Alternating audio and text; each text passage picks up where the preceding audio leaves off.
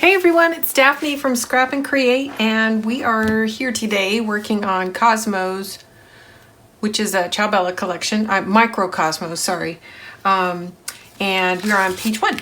So page 1 is going to be pretty straightforward. We're going to have 2 flaps, one's coming from the top, one from the bottom, and then we'll have this base mat. So here's my 2 flaps, and again they're going to open away from each other.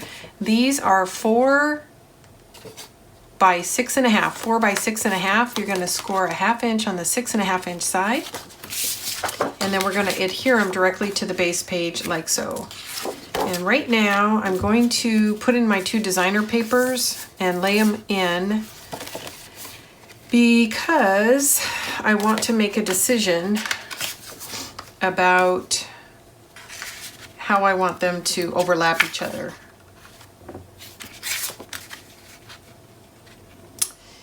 And I wasn't actually planning on using this side. I was planning on using this side. So, and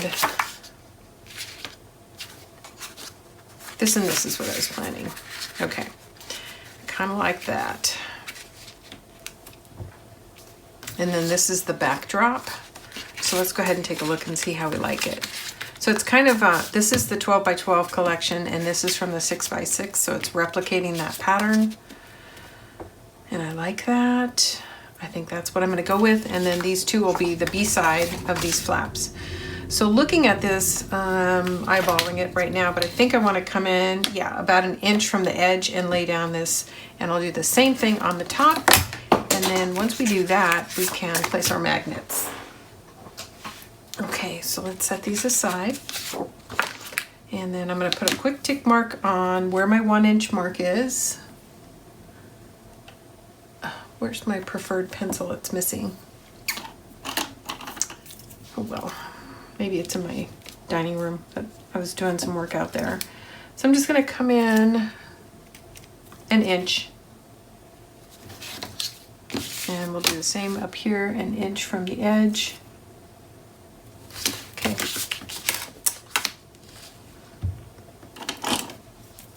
Okay, make sure your pockets are open to the left and right. This is, one's going to be the hinge side and one's going to be the pocket side. And if you're new here, stop, go to the playlist, which is Microcosmos.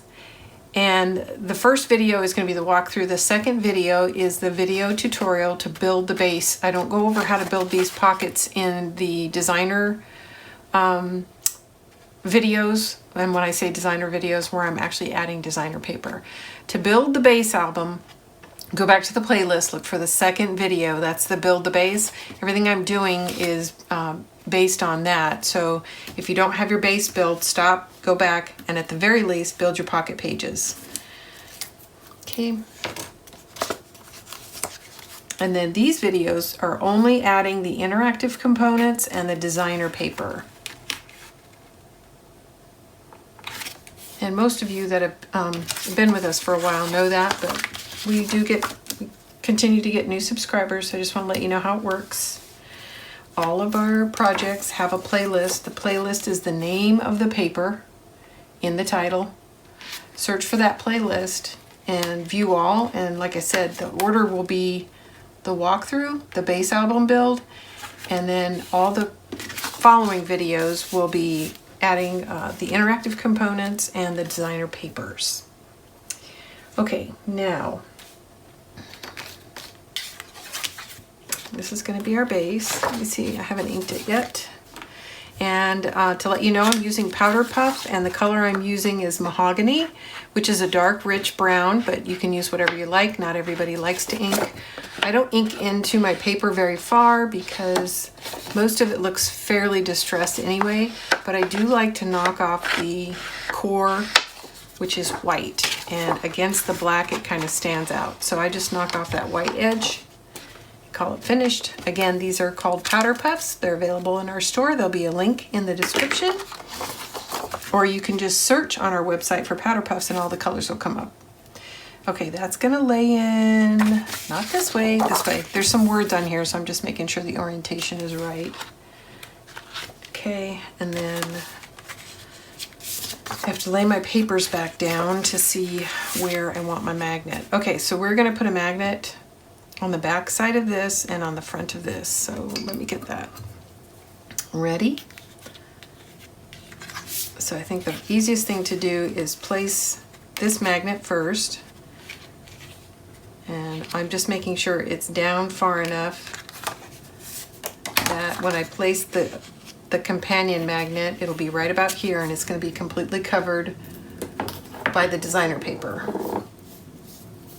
So I think that's good. I use 5/8 inch tape to cover my magnets to soften the edge. It's not a requirement, but I like the finished result. It doesn't even have to be double-sided tape, scotch tape, masking tape, anything to soften those sharp edges on the magnets because they're not dome-shaped. They're very, they have a very sharp angle on the top. Okay, so that's in. So now we're going to place the magnet that goes on top, or on the top flap, like so. Okay, so our magnets are in. And now that we know where they are, we can go ahead and cover up the center of the page because we don't have to leave it uncovered to put a magnet or anything.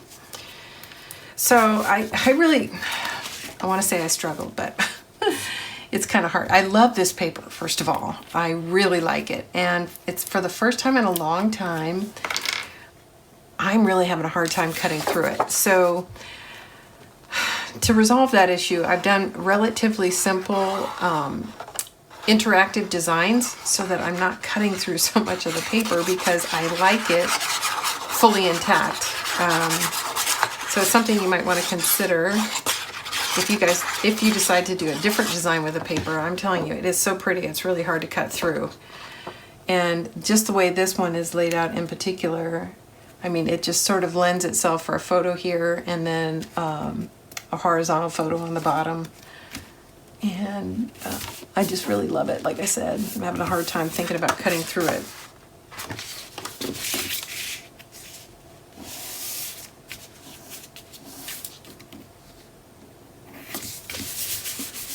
One of the other things I noticed about this paper collection when I was trimming it is, I'm impressed, very impressed, it is very square. Coming right out of the package. A lot of times, some of the companies, they either don't get it cut square or the image goes on in a slight tilt. This is very square, so that's very impressive. I like that about it. It just makes it easy to work with. Okay, got my brains about me. This one goes down here. Yeah, and this one goes up here, and I just thought that was lovely, so I wanted to feature it. You can still put a small photo or a journaling space right beneath it. And again, we're on page 1. It's just 2 simple flaps.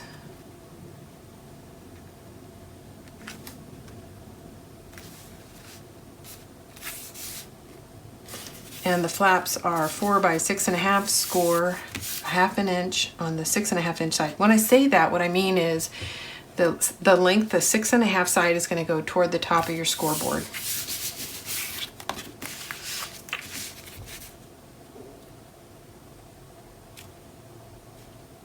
Isn't that pretty? Oh, it's so hard to choose. I think I'm going to do this. Let's see. Yeah, if I had a whole, what's the word I'm looking for? Actually, I like that better. I changed my mind. I wish I hadn't cut that slight bit of the bug off. I could have trimmed another bit off this side, but I think originally I was planning this side. But I'm going to use this side on the B side of the flap. This is from the 6 by 6. This is from the 12 by 12.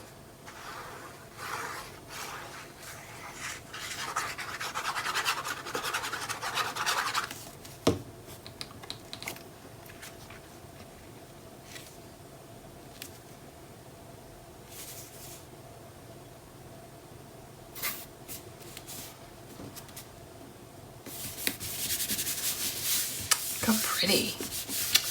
Love, love, love it. Okay, now I'm going to go ahead and do the back side. And the back side is going to be this side. So it's basically going to replicate this pattern just in a smaller scale down here. And there are some words, you could flip it over because on the smaller scale it's harder to see, but I'm going to keep it consistent. But that's what it would look like if you flipped it. And that kind of creates like a little frame between the two. So it's just really just a preference.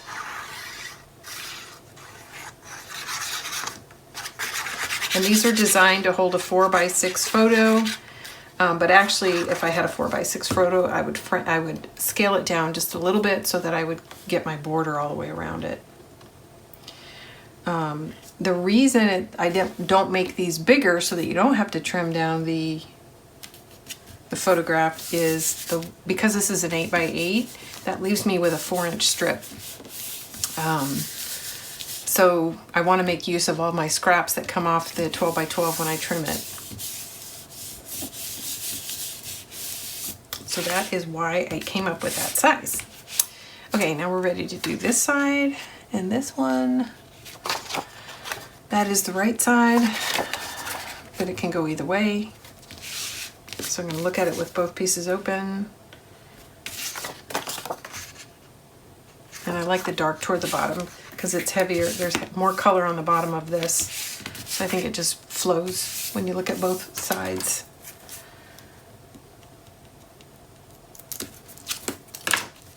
But honestly, you could use either side. It's very pretty. And I mentioned this later on because I'm building out a sequence. I've built some of my other pages already, and I mentioned in those videos that you can't really go wrong. Every single one of the pages goes, oh, you know what I just did? I put the glue on the wrong side. Look what I did. Guess what? We're going to put this side down. That's not what I intended. It's because I was jabbering. You can't make a mistake. All of the papers go together. So you can mix and match them a number of different ways. And that's a very bold statement. Normally I would have reserved that for an A side, not a B side. But because I was jabbering, I'm going to cover that. So another way you could really benefit from this too is imagine, you know, a 3x4 photo right here. So you still get some of the red peeking out and a little bit of this, or a 3x3. And then the flower would naturally frame it, and you get this little snail down here, which is kind of an interesting little ad. Okay, that is page 1. So I'm going to show that to you one more time. The A, B sides. Lovely, lovely. Doesn't that look nice? Okay, so that's page 1. I'll be back in a few minutes. We'll continue working on Microcosmos, and we'll be on to the next page.